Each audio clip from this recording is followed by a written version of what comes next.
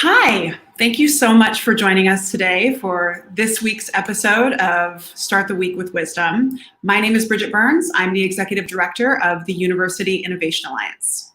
And it's great to be with you here, Bridget. I'm Jeff Selingo, a special advisor at Arizona State, and also an author and columnist who has written about higher education for more than 2 decades. And so the Start the Week with Wisdom came about because Jeff and I wanted to bring you every week inspiring interviews with current college presidents and chancellors who are really leading in this moment, adapting to what's happening, and see what inspiration they can share, what advice and what wisdom we can circulate in the broader community. So very excited today for today's guest. Well, and Bridget, on that note, we have with us the president of Iowa State, Wendy Wintersteen. She has a unique vantage point as a leader kind of in the middle of the country, as the first female president of Iowa State, and also coming from a rich background as dean of the College of Agriculture. So welcome, President Wintersteen. Thank you so much for making the time for us today. It's my pleasure to be here with both of you. Thank you. So how are you holding up right now? Why don't you give us a lay of the land at Iowa State? Well, certainly it's been a very interesting time. And I've been telling my team the old statement that Winston Churchill used to use, when you're going through hell, keep on going. But I've been saying we need to revise that phrase to read, when you're going through hell, keep innovating. And that has really been something I think that has helped our team here at Iowa State think differently about this experience. If things had gone as planned in April, on April 17th, we would have opened up our brand new Student Innovation Center, an $84 million project where students from all across campus would have been coming to create, make, innovate together. And of course, it's disappointing that we didn't get to do that. But innovation is going to be the key at Iowa State in dealing with this crisis, but also in how we go forward into the future. Innovated Iowa State is our new brand, but it's not just a brand, it's truly how we operate. Great, thank you so much for that. So, and just so you know, I have not spies, perhaps, but I have people who are always reporting things up to me. And, sitting where I do, I like to observe presidential communication. I have to see how folks are talking to their teams, how they're inspiring and how they're leading. And the stuff that I've seen in particular about your leadership that has stood out to me are, first, some of the messages in particular have been sharing wisdom and insights from other college presidents, not just yourself, that's unique.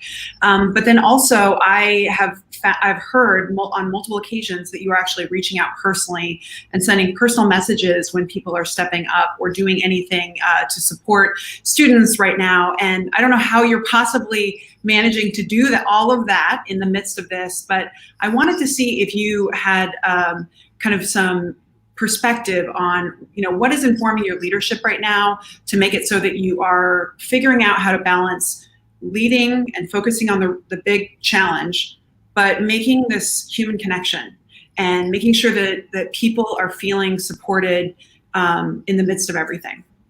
Well, certainly. All of us have colleagues around the United States, other presidents that we're reading about their work. And sometimes it speaks so clearly to our own experience that it's nice to be able to share that approach, share that quote, and realize that we're all in a big community. So I think that is very helpful. And I also believe that care of the community is how we go forward together. So by being able to reach out and thank a faculty member for the good work that they are doing, thank a student for something that they have been able to achieve in this difficult time, that really demonstrates to me that we are part of a community. And it's only by working together, standing up together, really having the conversations about how we find the path forward that we will be successful. President Wintersteen, what type of leadership lessons are you taking from your past, or what type of framework is helping you in this moment? Obviously, leading in a crisis is much different than leading in kind of normal times. So what are you pulling from your past, or what type of framework are you using now to kind of guide your decisions? There have been many different crises in the past that all of us can call on. But I think back to my own experiences here at Iowa State. I've been here as a member of the staff, faculty, and now as president, but I've been here 40 years. So I've seen a lot happen at Iowa State. I've seen a lot happen in Iowa. And as a brand new extension staff member way back in the 1970s and 80s, I watched Iowa and the nation go through the farm crisis. And it was at that time that I really saw what it meant to be part of a community that was deeply engaged in helping farmers all over the state respond to the farm crisis, to come up with, again, new approaches, new opportunities, new ways to move forward. Giving up wasn't part of the calculation or equation. Everybody had to keep going forward to the future. And that taught me, again, how important community is and how important good communication is, how important it is to build relationships of trust so that you could work together. So that's one example of a past crisis that I lived through, not as intimately as a farm family in Iowa, but watched that happen, watched how we could come together to go beyond that crisis. That's super helpful. So I appreciate especially the communication piece, because I've definitely seen how that's affecting different leaders, how they're showing up differently. What I'm curious is that, we're all trying to figure out what's going on any minute. What to communicate is really, I guess, my question. When you don't have we don't know how long this is going to be. We don't know what's really going to happen. And so how do you make a decision as a leader about what messages will serve and what information to communicate, even when we're all kind of somewhat floundering? It really is a great question, Bridget. What is the appropriate communication for the day or the week? And I think you have to begin by having a philosophy that you want to share everything that you possibly can with the Iowa State University community. So you want to be upfront and honest about what you know and what you believe might happen into the future. So I think having a process of communication that leads to transparency is key. Just last week, we put out a communication all about finances. And so we explained the situation in terms of what had been our losses and increased expenses due to the COVID-19 pandemic, with a figure that's more than $80 million. We talked about the fact of what reduced enrollment will mean for Iowa State University in the fall, and discuss the fact that we are implementing budget reductions all across the university, and what was our philosophy behind that approach, and how those budget reductions would be implemented through the different divisions. So I think transparency is key. I think you also have to be thinking about messages, again, of care and concern, so that the community knows that you know how hard they are working. You know that to put 6,000 courses online in a week was a tremendous effort, and that every day doing online instruction that for a course that wasn't made for that requires more time and more energy.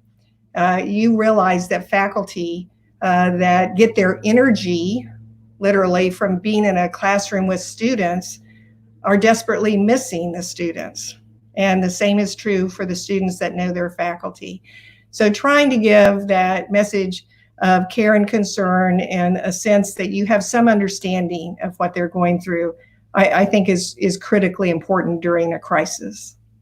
I just want to do a really quick follow-up so that is very true and helpful, because people are really stepping up in unusual ways. They're working harder, and then they're also trying to do it in the midst of the pandemic. Did you have any messaging that you used in terms of families that have children home? I mean, this is something we're hearing quite a bit about, like, how do I as a leader keep us, being productive, moving forward, but recognizing that a lot of you are now also homeschooling and have no physical space to work out of. And so how do you adjust expectations and just give people the flexibility to kind of figure that out? It's a really critical point, Bridget. And we made clear early on that work would be different, that expectations would be different, that we could not in any way, shape, or form expect the same level of productivity during this time that we might expect in the old days, so to speak. So that we were going to take all of that into consideration as we go forward. So I think that message has been heard. Work is different. It cannot be as productive. It is more difficult. And certainly as we think about our families that have young children at home, that the children are coming into the room or the dog's coming into the room, or the other day, I didn't mean to, but I went into the room while my husband was doing a Zoom call for his work. And so you end up on screens that you don't mean to be on, or that people have their delightful children on the Zoom meeting with. So it is a different world. And I think, again, having everybody understand that we in the university leadership understand that it is a different world, and that we will are taking that into consideration. That hasn't happened here yet on any of our episodes, but give it time. I'm sure it will. So let's look beyond the next 6, 8, 12 months and so forth. And there's a lot of talk that this crisis might have long-term impacts on higher ed. We probably all can imagine the negative impacts, but what do you think might stick that's actually come out that's good from the response to this pandemic? Well, I think there are a number of silver linings in this crisis as it relates to higher education. And the very first one that comes to my mind is this concept of flipped classrooms that a number of our faculty currently use. Again, if we were in normal times, where you have your lecture online, and the classroom time when you're together is really about discussion and an opportunity to engage the students with each other and with the faculty member. So this idea of how we use technology to develop a better educational experience for our students, I think that's going to stick. I think that's going to be an opportunity that we see more of. I think another area that will stick is that we will simply see more online offerings for students coming to Iowa State University. So we'll see a growth. Faculty will see that this is an area that they will want to be more involved in for the future, but in a more planned, comprehensive way than having a week to prepare. So I think we'll see a growth in the online offerings at Iowa State University. I also think that there is a deep desire from the students that come to Iowa State University to have the residential campus experience. I have students tell me over and over again that they can't wait to be back on our beautiful campus, to be experiencing the times that they have with their fellow students, whether it's in an intramural competition or whether it's in a studio class over in the College of Design, that they want to be back together, that they value that now more than they ever thought they would. We did a little survey with our students, a sampling of our students, and it was shocking to me actually to see that 98% of the respondents said that they were staying in contact with their classmates.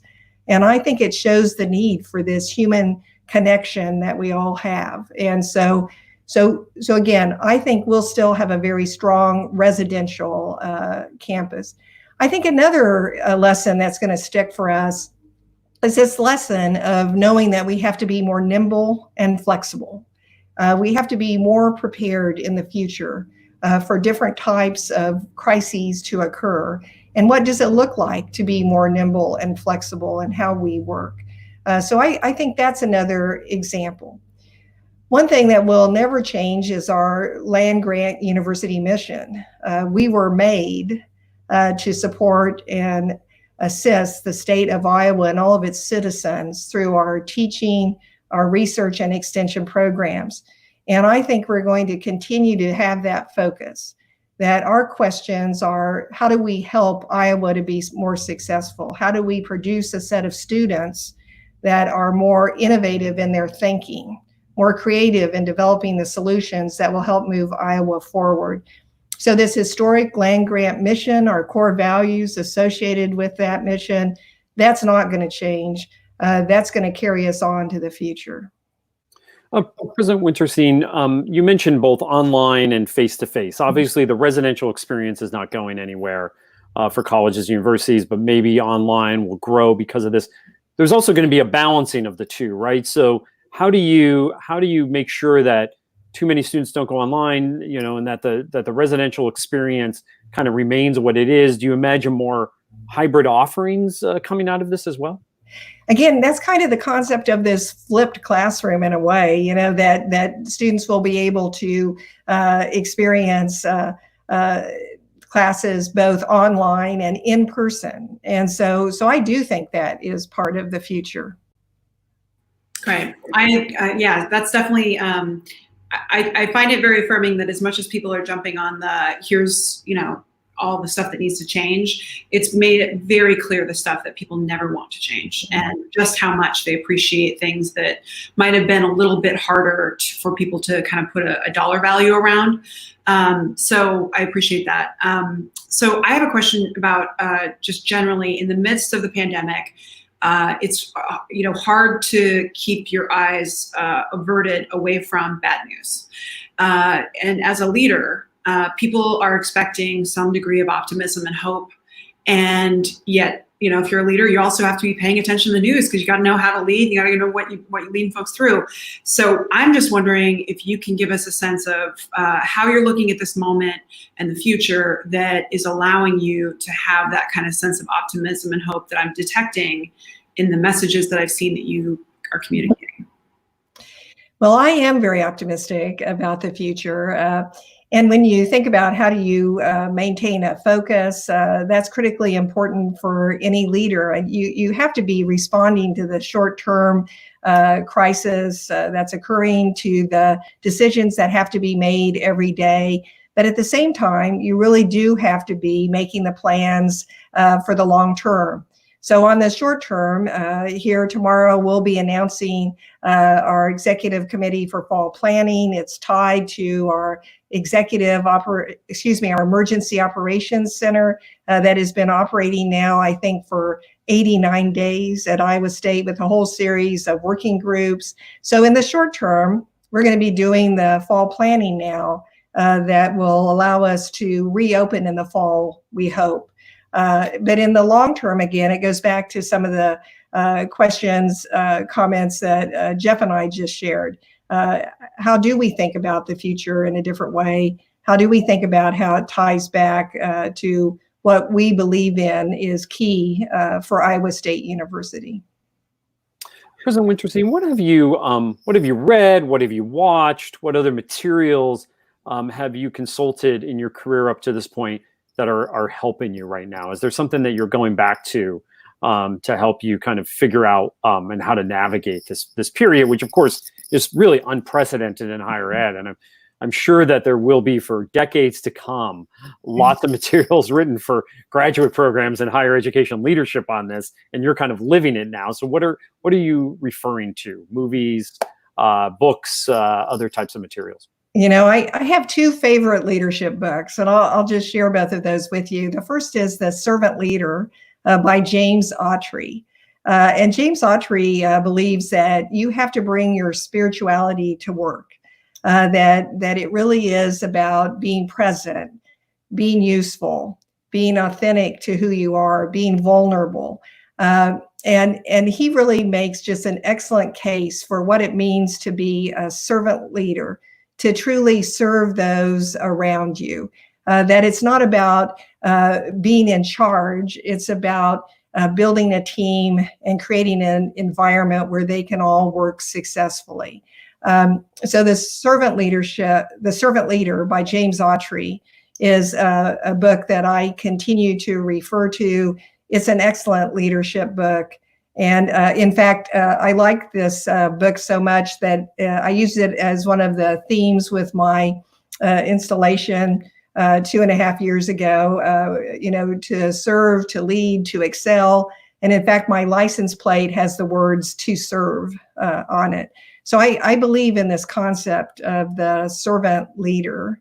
The other book that is important to me is one that was recommended fairly recently by a friend, and that is The Effective Executive by Peter Drucker, written in 1967, a relatively short book, worth anybody taking the time to check it out from their library or buy a copy.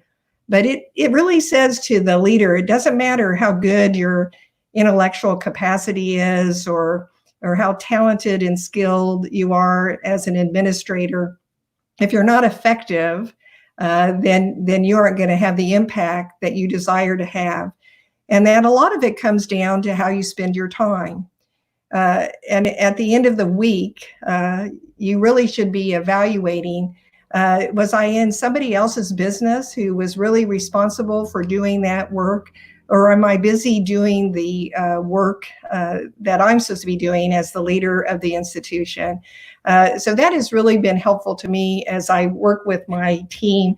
And I can't help myself. I also have the Daily Drucker. I don't know if you guys ever have read the Daily Drucker, but just real quick, he says at the end of the week, you should ask yourself or give yourself a weekly report card on 4 skills: listening, communicating, re-engineering mistakes, and subordinating your ego to the task at hand.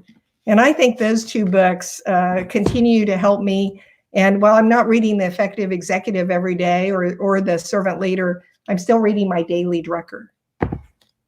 I did not know that we had a shared admiration for the Effective Executive. I didn't know about the Daily Drucker. I'm going to have to pick that up. That's great. Thank you so much for sharing those. I'm going to have to pick up The Servant Leader, but I will not change my license plate because it will be just straight up copycatting. So,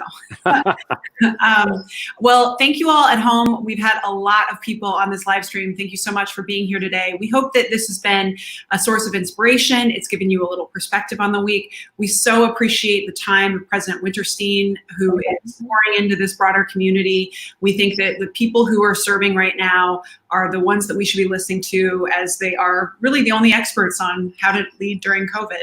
And so to that point, next week, we will be joined on Monday with the president of The Ohio State University, Michael Drake. So please tune in next Monday for that opportunity to discuss with him, who is another University Innovation Alliance president. So thank you again, Wendy. We are so grateful for your time. Thank you, Wendy. Thank you. My pleasure. All right. Thanks so much, Thanks, everybody. Bye-bye.